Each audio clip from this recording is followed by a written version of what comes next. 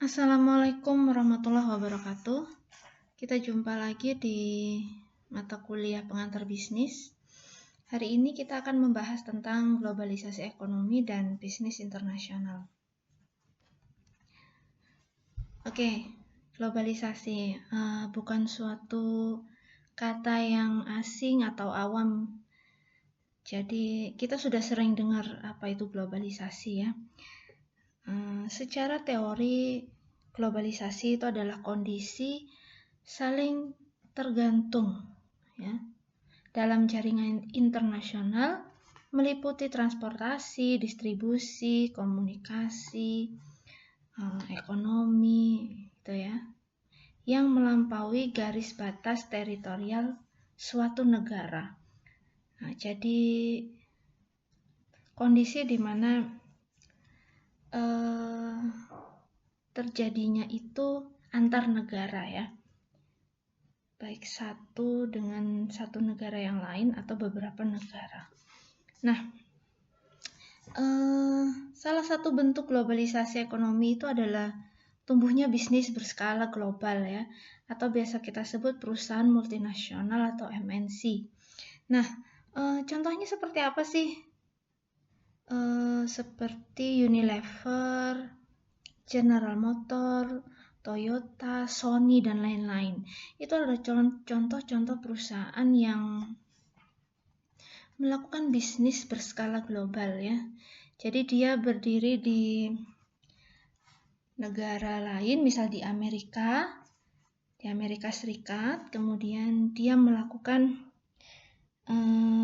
ekspansi bisnis skala global di negara-negara lain, misalkan di Indonesia, di Thailand, Malaysia, dan lain-lain gitu ya. Oke.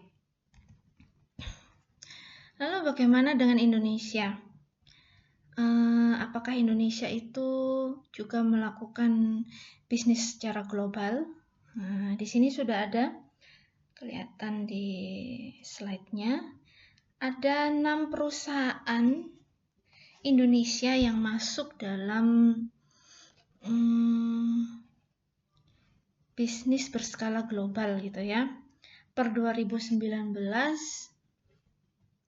berdasarkan Global 2000, yaitu 2000 perusahaan publik di dunia, itu mencatat 6 diantaranya adalah perusahaan dari Indonesia ya. Ada BRI, Bank Mandiri, BCA, Telkom, BNI, dan Gudang Garam ya. Ini adalah 6 perusahaan yang sudah tidak asing ya. 3 diantaranya adalah, bukan hanya 3, 4 diantaranya adalah perusahaan milik negara atau BUMN ya. Nah,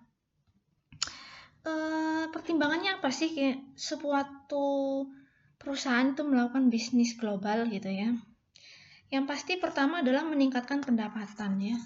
Dengan dia melakukan ekspansi, pengembangan tidak hanya di domestik, tapi juga di mancanegara ya, dia akan meningkatkan nilai pendapatannya ya, yang nantinya juga akan mempengaruhi pendapatan dari suatu negara.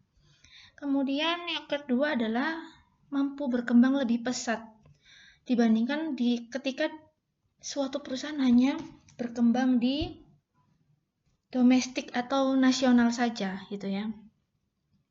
Kemudian pertimbangan ketiga adalah potensi pasar ya, karena memang pasarnya lagi hangat, lagi empuk, lagi bagus. Nah, itu yang meningkatkan yang suatu perusahaan melakukan bisnis berskala global.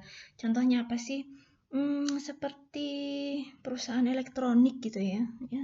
Siapa sih yang nggak suka dengan gadget ya? Nah, gadget apapun masuk misalkan ke Indonesia ya. Nah, contohnya seperti itu.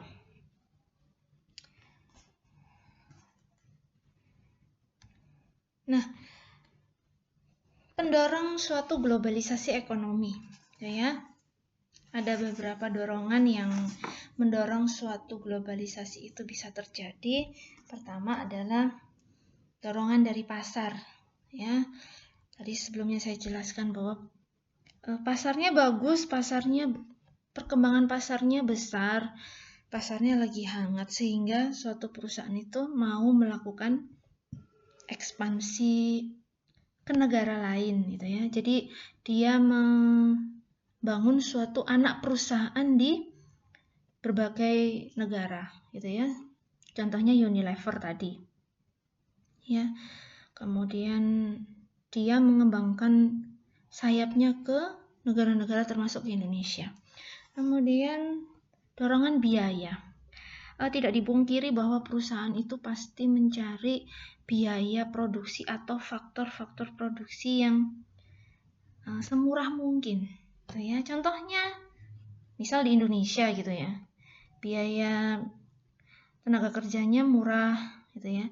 Faktor-faktor produksi lainnya juga murah sehingga memicu perusahaan global tadi itu membangun pabriknya di Indonesia. Daripada dia membangun di negaranya jauh lebih mahal, nah jadi kan dia lebih baik membangun di negara lain gitu ya. Kemudian dorongan pemerintah. Ya, kalau dorongan pemerintah ini biasanya muncul karena adanya perjanjian internasional antar negara gitu ya. Yang kita kenal yang paling baru mungkin ya, AFTA. ASEAN Free Trade Area gitu ya. Jadi perdagangan bebas antar negara ASEAN gitu ya, yang ditandatangani tahun 2013. Contohnya bagaimana? Contohnya masuknya tenaga kerja asing itu semakin bebas, pergerakan barang dan jasa pun semakin bebas gitu ya, karena adanya perjanjian internasional. Jadi memudahkan arus barang ataupun jasa antar negara itu jauh lebih mudah gitu ya. Dan dorongan-dorongan lainnya gitu ya, misalkan persaingan antar perusahaan sehingga dia harus meningkatkan nilainya itu dengan misalkan bergabung dengan perusahaan lain gitu ya. Oke. Nah, lalu bagaimana dengan Indonesia? Ya. Menurut kalian bagaimana sih Indonesia menghadapi globalisasi ekonomi khususnya di tahun 2020 ini ya? Apakah globalisasi itu adalah hal yang baik atau justru buruk bagi sebuah perusahaan atau sebuah negara? Nah, silakan kalian tulis komentar kalian. Menurut pendapat kalian seperti apa? Oke, tetap semangat mengikuti mata kuliah pengantar bisnis. Saya akhiri. Assalamualaikum warahmatullahi wabarakatuh.